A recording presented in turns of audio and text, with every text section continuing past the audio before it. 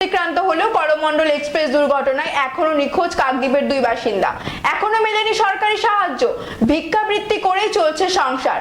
Coromandel express দুর্ঘটনায় 10 মাস অতিক্রান্ত, এখন নিখোঁজ কাকদ্বীপের দুই বাসিন্দা, ভিক্ষাবৃত্তি করে চলছে সংসার। করমণ্ডল এক্সপ্রেস বিপর্যয়ের 10 মাস অতিক্রান্ত, এখনো পরিবারের হাতে ফিরল না কাকদ্বীপের 3 নম্বর মধুসূদনপুর গ্রাম পঞ্চায়েতের নিখোঁজ দুজনের মৃতদেহ। এখনো সরকারের দিকে তাকিয়ে রয়েছে পরিবারের লোকজন। এটাই উল্লেখিত 2023 সালের 2রা জুন মাসে চেন্নাইয়ের রাজমিস্ত্রির কাজের উদ্দেশ্যে পাড়ি দিয়েছিল কাকদ্বীপ বিধানসভার 3 নম্বর মধুসূদনপুরের বাসিন্দা সাজ্জাদ শেখ বয়স 33 ও জামাল উদ্দিন শেখ বয়স 38 সহ 10 জন পাড়ি দিয়েছিল কাজের উদ্দেশ্যে। এরপর ভয়াবহ দুর্ঘটনায় কেড়ে নিয়েছে 7 জনের প্রাণ। এখনো পর্যন্ত নিখোঁজ দুজন, জীবিত অবস্থায় একজন বাড়ি ফিরে এসেছে।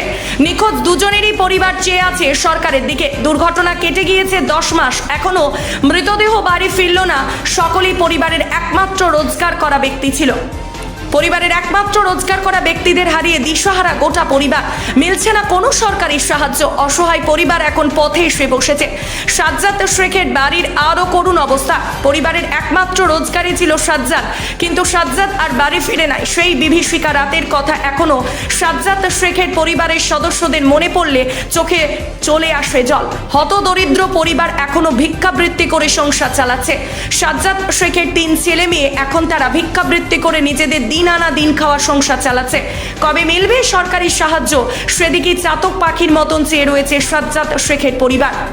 সাজ্জাদ শেখের স্ত্রী হাফিজা বিবি বলেন, রাজ্যে কাজ ছিল না, তাই কাজের সন্ধানেও পরিবারের মুখে হাসি ফোটানোর লক্ষ্যে চেন্নাইয়ে রাজমিস্ত্রির কাজে গিয়েছিল আমার স্বামী। করমণ্ডল এক্সপ্রেস দুর্ঘটনায় এখনো পর্যন্ত নিখোঁজ রয়েছে আমার স্বামী। সরকারের কোনো সাহায্য মিলছে না, স্বামীর কোনো সন্ধান মিলছে না। সরকারের কাছে আমার একান্ত আবেদন, আমার স্বামী যদি জীবিত কিংবা মৃত থাকে তাহলে আমার কাছে আমার স্বামীকে ফিরিয়ে দিক প্রশাসন। 3 ছেলে মেয়ের নিয়ে অভাব অনটনে দিন কাটাচ্ছে আমাদের। পাড়ায় পাড়ায় ভিক্ষাবৃত্তি করে চলছে আমাদের সংসার। রাজ্য সরকারের পক্ষ থেকে কোনো প্রকার সাহায্য মেলেনি আমাদের। কবে মিলবে সরকারি সাহায্য সেও বলতে পারছে না কেউই। কার্যত আমরা পথে এসে বসেছি। অন্যদিকে জামাল উদ্দিন শেখের পরিবারের এক সদস্য, তিনি বলেন, রাজ্যের কাজ নেই। সম্প্রতি রাজ্য সরকার বাজেটে যা ঘোষণা করলো সেই মতন রাজ্যে কর্মসংস্থান নেই। রাজ্যে কর্মসংস্থান না থাকার কারণে ভিন রাজ্যে পাড়ি দিতে হয়েছিল বহু মানুষকে। করমণ্ডল এক্সপ্রেস দুর্ঘটনায় এখনো পর্যন্ত জামাল উদ্দিন শেখ নিখোঁজ রয়েছে। জামাল উদ্দিন মারা গিয়েছে না বেঁচে আছে এখনো পর্যন্ত আমরা জানি না। পরিবারের একমাত্র রোজগারে ছিল জামাল উদ্দিন। এখন পরিবার ভেঙে পড়েছে, কার্যত অসহায় হয়ে পড়েছি আমরা।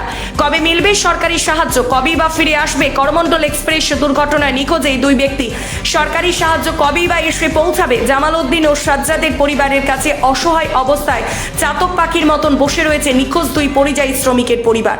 কিভাবে সংসারটা চলবে? 3 ছেলে মেয়ে, তাদের কি করে চালানো হবে?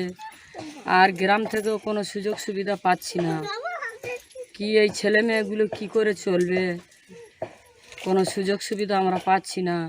এই যে এরা মারা গিয়েছে তাদের কোনো খবরও পাচ্ছি না। তারা বেঁচে আছে কি মারা গেছে আমরা কোনো খবর পাচ্ছি না। কোনো সুযোগ সুবিধা মানে সরকারের কাছ থেকে পাচ্ছি না। কতদিন আগে গেছিল? এই 10 মাস হয়েছে। তো 10 মাস কিভাবে চলছে সংসার? কিভাবে পাড়া করে, উনি ভিক করে খায়। ভিক্ষে করে খাচ্ছে? চলবে, হ্যাঁ, ভিক করে উনি খাচ্ছে। এখন সরকার থেকে না কোনো সুযোগ সুবিধা। কোথায় কাজে যাচ্ছিল উনি? উনি চেন্নাই যাচ্ছিল করমণ্ডল এক্সপ্রেস। কেন, রাজ্যে কি কাজ নেই? না, এখানে কোনো কাজ নেই, যার জন্য চেন্নাই চলে যাচ্ছিল। করমণ্ডল এক্সপ্রেসে দুর্ঘটনা হয়েছে। এখন কি চাইছেন? এখন আমরা সরকার থেকে অনেক সুযোগ সুবিধা চাইছি। ছেলে মেয়ে কী করে মানুষ করবে? রাজমিস্ত্রি জোগাড়ে। কেন, এখানে কি কাজ ছিল না? না, এখানে কম টাকা কাজ, দেনদারি হয়ে যাচ্ছে। তারপরে বাইরে কাজে গেছে। এখনো সরকারের পক্ষ থেকে কোনো সুযোগ সুবিধা দেওয়া হচ্ছে আপনাদেরকে? না, কোনো সুবিধা পাচ্ছি না। জানানো হয়নি যে এখনো যে ওই মানুষ বেঁচে আছে কি মারা গেছে? না। তাহলে কিভাবে সংসার চলছে আপনার? লোকের বাড়ি কাজ করে খায়, দিন আনি দিন খায়, না আনলে না খেয়ে থাকে। একমাত্র রোজগার ছিল উনি? হ্যাঁ। এখন কি চাইছেন? চাচ্ছি রাজ্য সরকার বা কেন্দ্র সরকার যে আমাদের মানুষটাকে খুঁজে এনে দেব, না যে কোনো সাহায্য করুক।